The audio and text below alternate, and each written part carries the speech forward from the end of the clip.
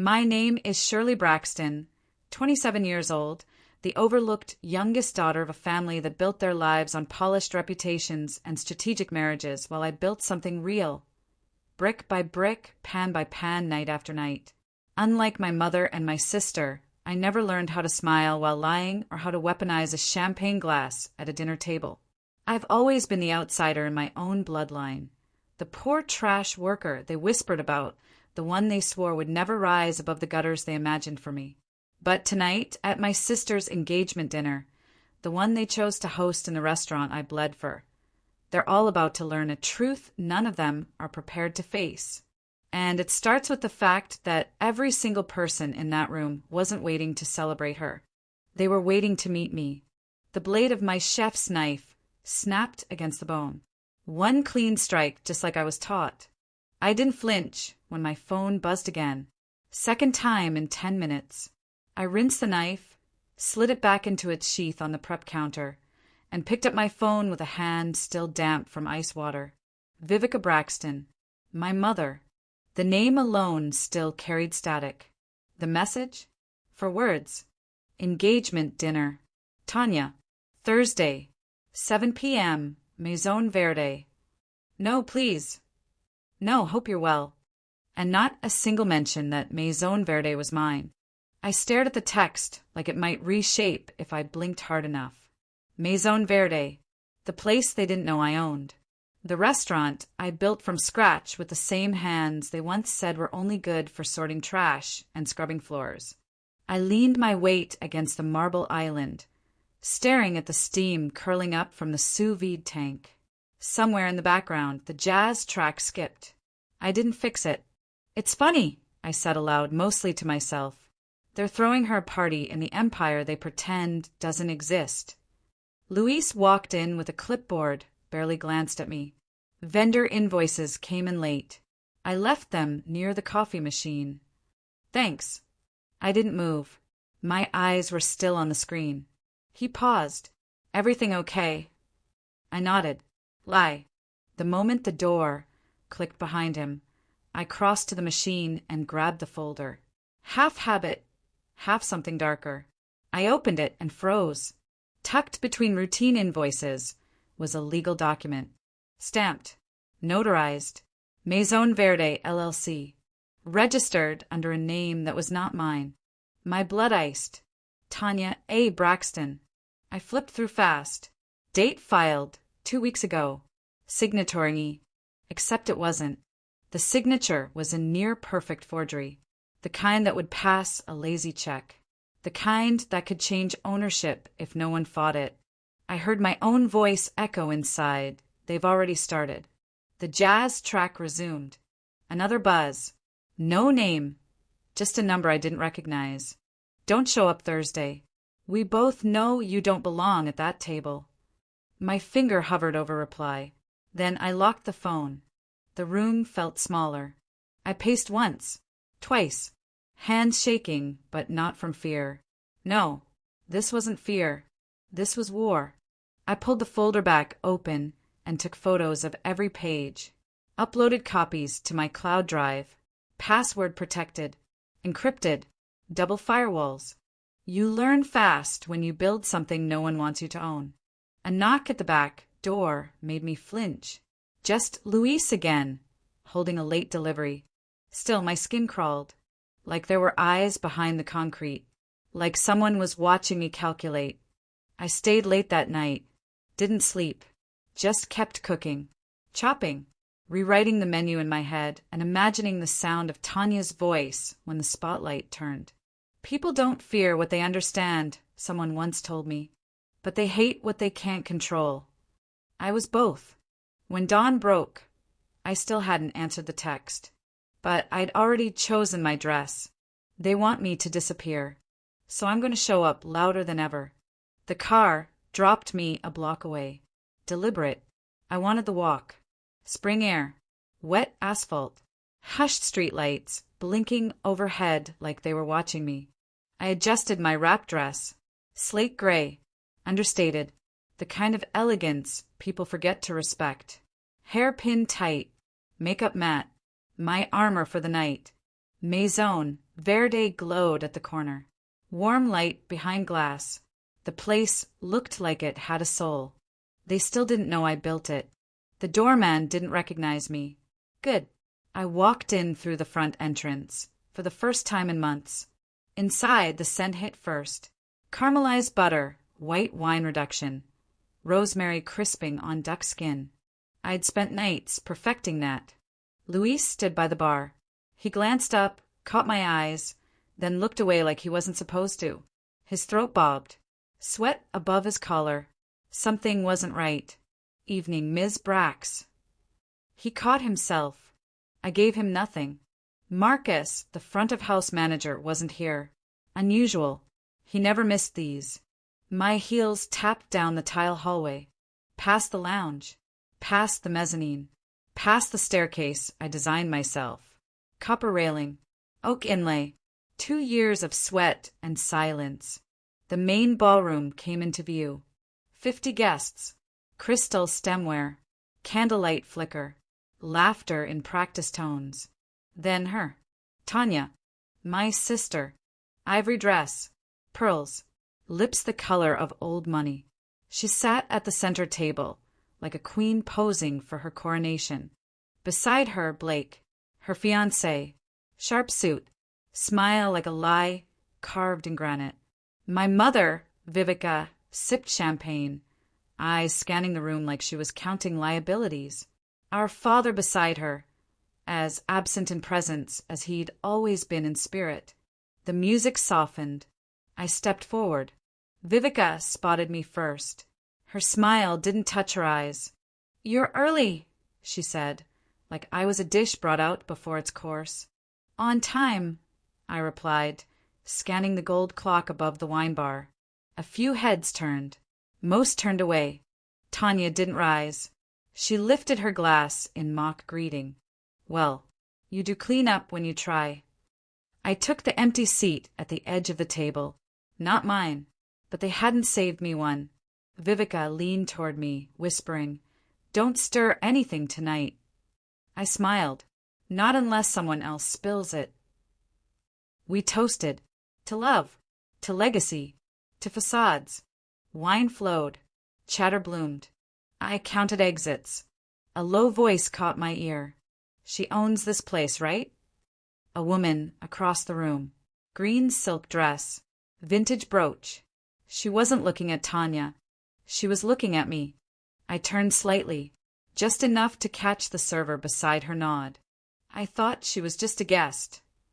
Wrong move. Tanya stood. "I just want to say how lucky I am," she began, voice syrupy, smile bladed. "Some of us work. Some of us dream. And some," her eyes flicked to me, "well, some spend their days digging through other people's leftovers." The room chuckled. Not loud, just enough to slice. My father chuckled too, into his glass, like it wasn't his blood she was humiliating. Vivica didn't blink. "Champagne?" a waiter asked beside me. I didn't look up. "She's right," I said, voice even. "Some of us do clean up other people's messes. The problem is when you start mistaking mess for legacy."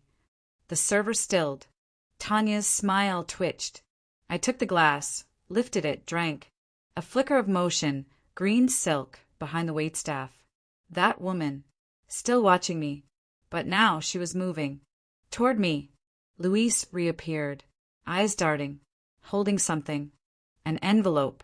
He hesitated, walked past, slipped it beneath a folded napkin near my seat. "Dropped by a guest," he muttered. I pulled it toward me slow. Thin. Cream paper. No return address. Inside. A photo. Grainy. A screenshot. Tanya and Blake. Sitting across from a man I didn't recognize. A lawyer's office. Behind them, the logo of Havenworth Legal Group. And a document. I knew that seal.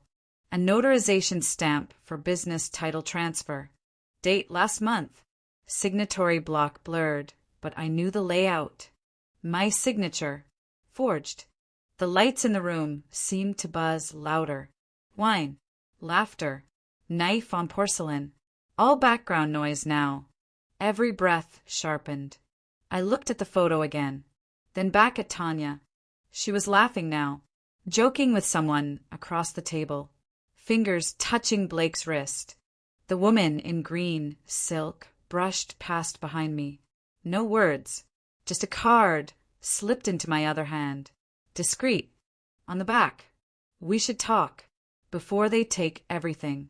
That's when I realized someone in this room knew exactly who I was. The hallway to the office was darker than it should have been. 2 lights out. Flickering exit sign above the locked liquor storage. A breeze brushed my neck even though no windows were open. Still, I moved fast. Quiet. Focused. Behind me, the party rumbled like a distant engine. Glasses clinking. Laughter coiling around fake smiles. Tanya's voice, still lingering like perfume you can't scrub off. Inside the manager's office, I closed the door. Locked it. I pulled the monitor out of standby. Entered the access code. Fingerprint match. Only one person could log into this terminal. Me. File directory. Internal documents. Ownership. The file I needed was labeled MVLLC_transfer notice_final PDF. I clicked it open. My stomach dropped. Maison Verde LLC. Registered owners. Tanya A. Braxton and Blake S. Reeves. Effective date, March 3rd. 2 weeks ago. Filed with the Nashville Business Board. Attached. Digital signature of Cherly M. Braxton. My name. My handwriting. Forged. But not badly. Not carelessly. Whoever did it had studied my signature long enough to replicate the pressure pattern. Stroke width. Left curve slant. I backed out. Searched the audit trail. File access history. IP address. External login, masked origin. No device ID. They used a VPN. A clean one. No mistake. This wasn't family betrayal. It was an operation. I took screenshots. Downloaded a backup copy. Uploaded it to a private server, encrypted. My legal folder. Titled FTK. For the kill. My pulse hitched. Someone knocked on the door. Late. Deliberate. Too slow to be a server. I didn't move. Another knock. 3 short, 1 long. Luis. I cracked the door. He handed me a second envelope. Wait. Smaller. Someone left this for you, he whispered. Who? Didn't see. Wasn't on the list. I stepped back inside. Tore it open. 1 printed image. A still frame. 3 people sitting at a law firm conference table. Tanya. Blake. A man with glasses, probably a notary. In front of them, a signed transfer document. The company seal in the corner read, Havenworth Legal Group. They hadn't just gone behind my back. They'd created a new back to walk over. You either burn the house down or you learn how to own the matchbox, I whispered. My voice was hoarse. I returned to the ballroom. Cut scene. Music still played. The mood had lifted. Someone had brought out tiramisu. My place setting was gone. I stood, scanned the room. Tanya had taken my chair. She didn't look up. I walked to the side, stood behind her. No one acknowledged me. Vivica sipped from her glass, watching me over the rim. Blake laughed at something that wasn't funny. Then, the green silk woman approached. She handed me a card. Black. Embossed. Vivian Holt. Internal Audit Division. Regional Franchise Oversight. Below that, we need to talk before they take everything. Before I could say a word, she was gone. The room buzzed louder now. Or maybe I could just hear it clearer. I moved to the bar. Away from the guests. Away from the cameras. I pulled out my phone. Scanned the business ID on the back of the card. Federal registration. Real office. Real authority. Before I could dial, my screen lit up. Unknown number. 1 message. Sit back down, Cherly. You're not done watching yet. The number had no trace. No history. Burned before I could screenshot it. I turned. Tanya stood at the center again, holding a flute of sparkling wine. "Let's raise a glass," she beamed, "to family, and to everyone knowing their place." Blake smirked. Vivica didn't blink. I smiled. Slowly, I walked back to the table, plucked a glass from a passing tray. "To survival," I said, lifting it. Blake raised his. "And success." Tanya tilted hers toward me, her voice low. "Some of us are just background noise, Cher. You know that, right?" I looked her dead in the eye. "If I'm the background, Tanya, why is the whole room tuned to me?" She blinked. I sipped, set my glass down. My phone buzzed again. This time it wasn't a text, a calendar invite from a private legal server. Subject line: ownership dispute, preliminary hearing scheduled, and attached to it, my own face, under a section titled Defendant. They didn't just want to humiliate me. They came to bury me. I slipped out of the ballroom the moment Tanya lifted her glass again. Her laugh followed me into the corridor. Shrill, triumphant, hollow. It clung to the walls like humidity. The hall outside the private dining room was dim, lit only by recessed sconces that flickered every few seconds. Every flicker felt intentional. Every shadow seemed to lean closer. I walked deeper in. Cut scene. A hand appeared on my right, manicured fingers tapping the wall once, sharp. Vivian. Holt stepped into the light. Emerald silk. Minimal jewelry. Eyes that didn't wander. She wasn't part of the dinner crowd. She looked like someone who collected evidence for breakfast. "You opened the envelope," she said. Not a question. I kept my voice low. "Who are you?" "Someone who audits crimes people call paperwork." She paused, letting the sentence breathe. "And you're someone who's about to lose everything." Her gaze swept me from hairpin to heel. Not judgmental, calculating. "Maison Verde is your creation," she continued. "But on record, it's now the property of Braxton Holdings, LLC. My pulse quickened. That corporation didn't exist 2 months ago. It didn't exist 3 weeks ago, either. She stepped closer. "But it does now, and it's holding your restaurant hostage." I swallowed. Hard. Cut scene. Footsteps echoed at the far end of the corridor. Elias. He wasn't smiling. His expression was blank in a way that made silence feel like a threat. "Ms. Braxton," he said, voice too even. "Your party is waiting." Vivian didn't turn. "Don't let him gaslight you. Do you think a manager gets involved without incentive? Nothing about this place is accidental tonight." Elias stepped closer. "Your table is waiting." He was saying words, but his eyes were saying, "Walk back in there and shut your mouth." Vivian slid her card into my hand again, more forcefully this time. "We talk tonight," she whispered, "or your signature becomes real in 48 hours. "Excuse me," Elias tried. Vivian gave him a cold look. "She'll rejoin when she's ready." Her tone had authority, federal, not familial. He didn't push. I walked past him, heart pounding. Back, toward the ballroom. Distraction reveal. As I crossed the threshold, the golden light spilling from the chandeliers hit my face, and something changed in the room. My seat had been moved, replaced, erased. Tanya was in it. She didn't even pretend to be subtle. One elbow on the table, chin tilted, pearls glowing under the light. Blake whispered something in her ear, and she smirked. I stood there. No one invited me back to the table. No one looked up. No one acknowledged my existence. It felt intentional, surgical, like they were cutting me out of my own life 1 inch at a time. I heard my father laugh, faintly. Not at me. Never directly.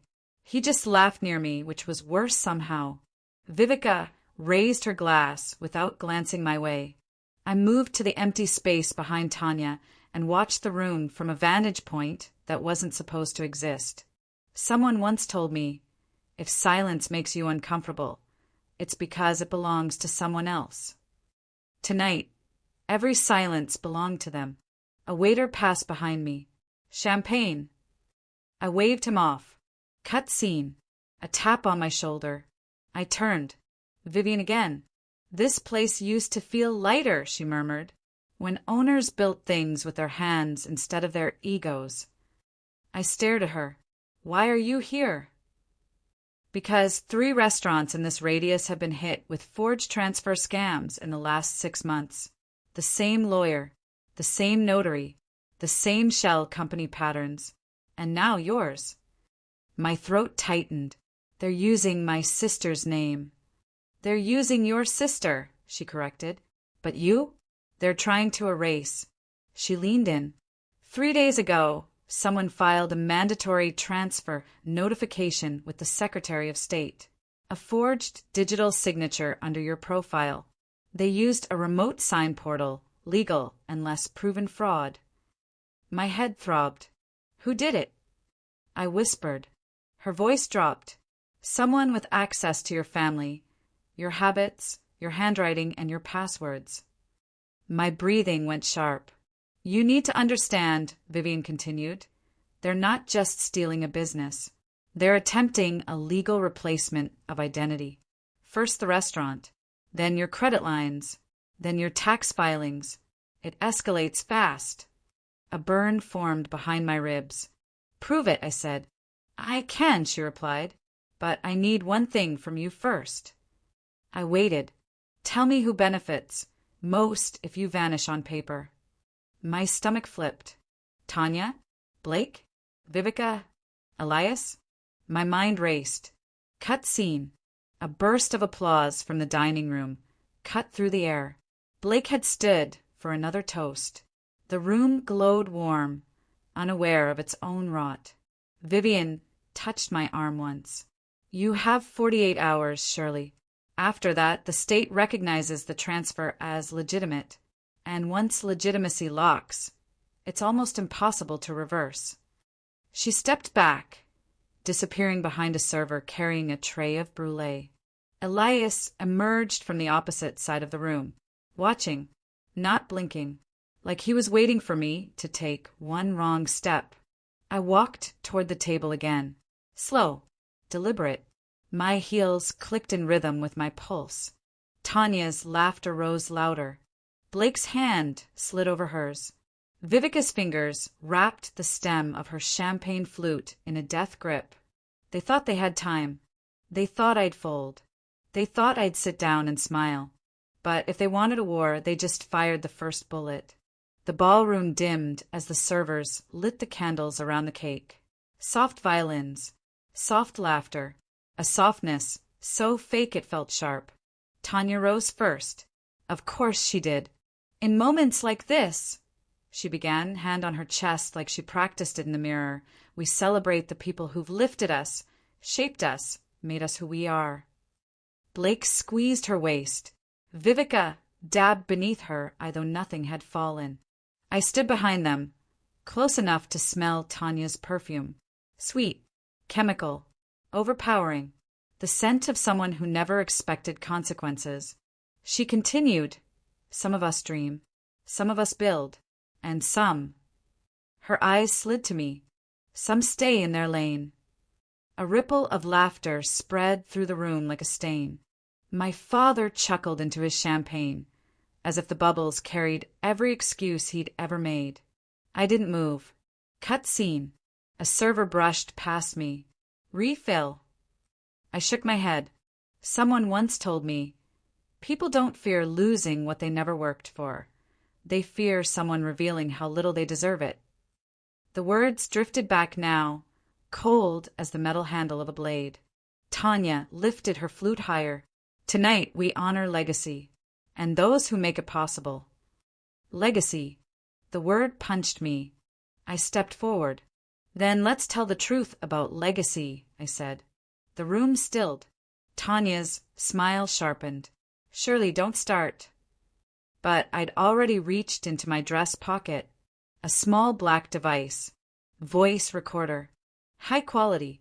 Clean audio. I clicked play. A voice spilled into the ballroom. Male. Nervous. Sharp consonants. Blake's voice. She doesn't know anything's been filed. The transfer will hit the state database by Monday. By the time she checks, it'll be done. Gasps.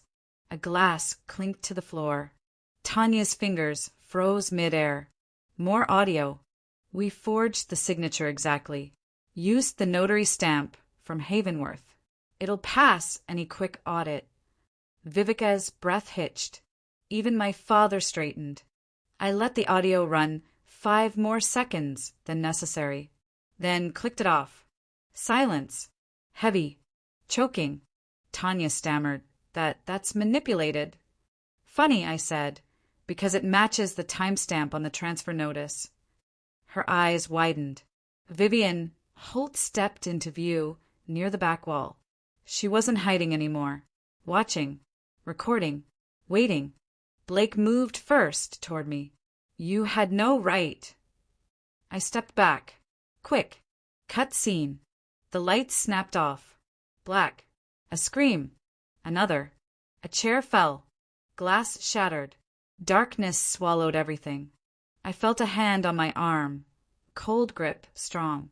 Someone yanked me backward. Cherly, I gasped, but the voice wasn't mine. A whisper in my ear. Low. Shaken. Male. You weren't supposed to hear that recording. My heartbeat lunged. Blake. I twisted. But he dragged me down the side hallway, away from the ballroom noise, away from the chandeliers and champagne. My heels scraped against tile. The music cut out entirely. Silence hit like a punch. You ruined everything, he hissed. My vision adjusted enough to catch flashes. Emergency lights flickering, a metal door ahead. Storage crates lining the walls. How did you even get that recording? I spat. He didn't answer, just kept pulling. Let go! I snapped, jerking my arm free for a second. But he snatched it again, fingers bruising. Do you think this was just about the restaurant? His voice cracked. You don't understand the money involved. What we promised. What they expect. They. There was a they. Cut scene.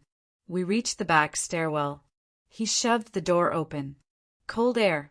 Concrete steps. No cameras. Blake, stop. My voice wavered, but my stance didn't. He turned. Sweat glistened on his forehead.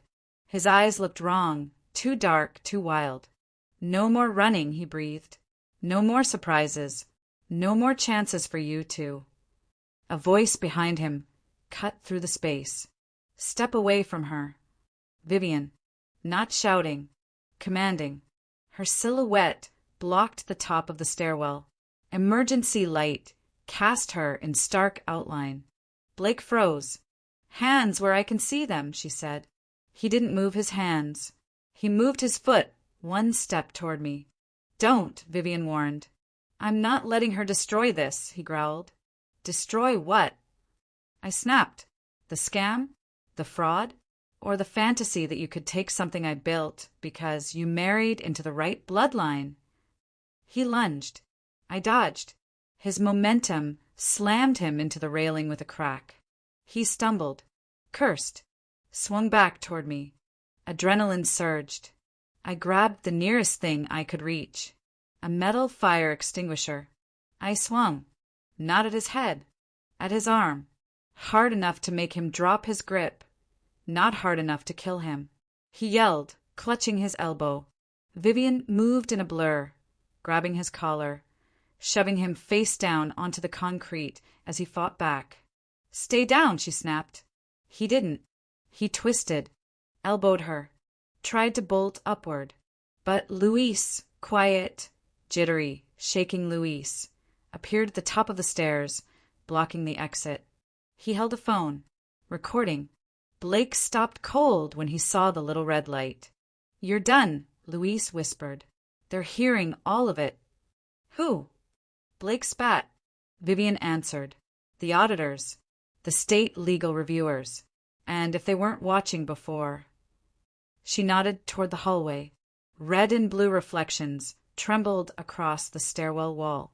Sirens approaching. Growing louder. My breath stuttered. The power kicked back on in the restaurant above. Lights flooded the stairwell. Everything became too bright. Blake looked at me one last time. "You think this ends tonight?" I didn't break eye contact. "No," I said. "I think tonight is when it begins." He laughed once, small, bitter. Then the officers reached him.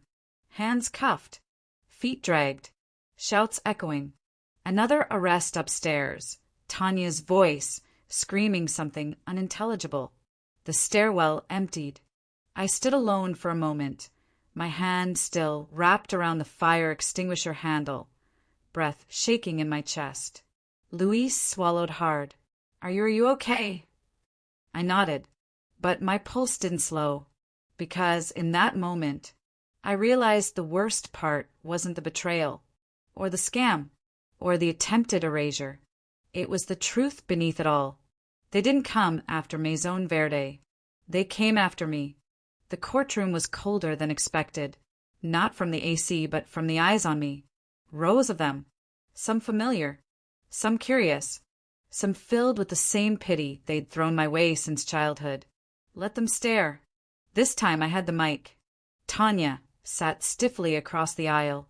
Vivica, 2 seats behind her, sunglasses on inside like it still shielded her from shame. Blake wasn't present.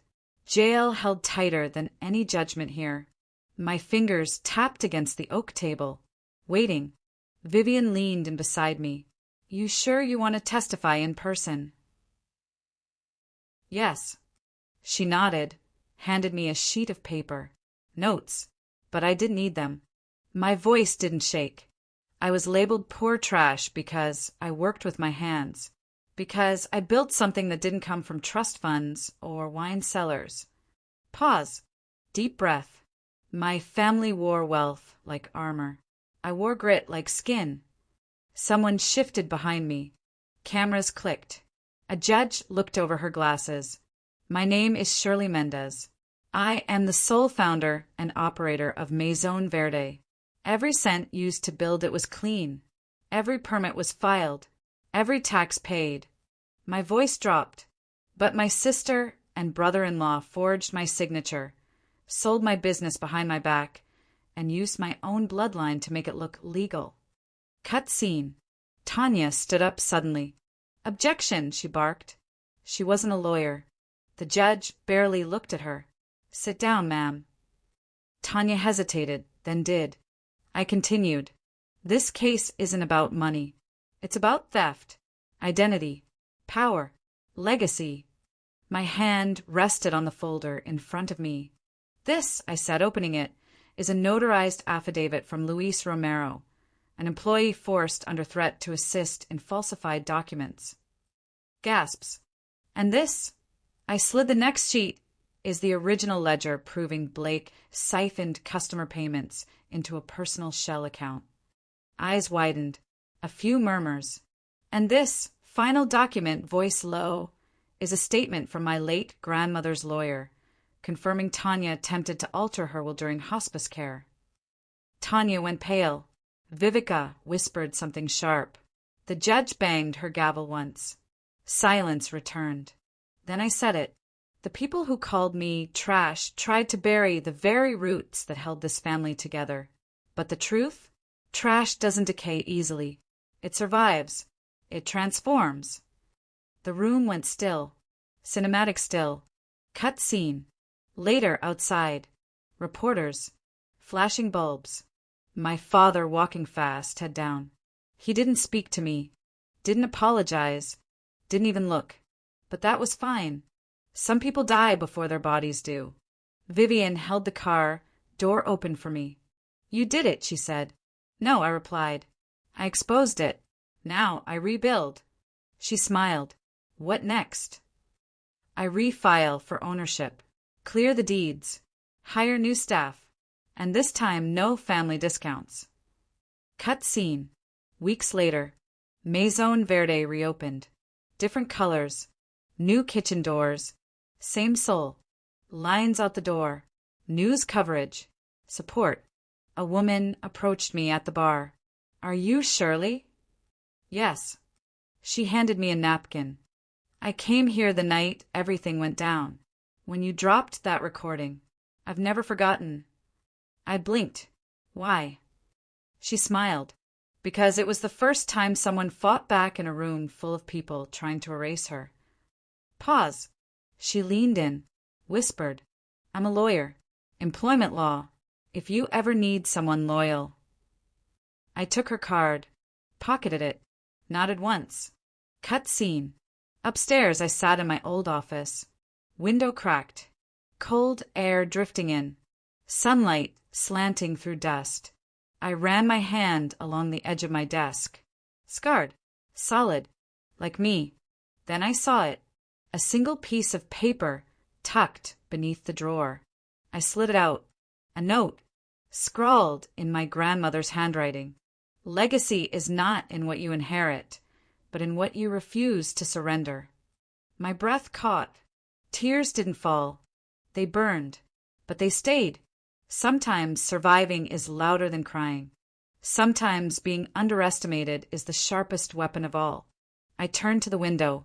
Outside, people laughed, drank, shared stories over plates I once dreamed up in silence.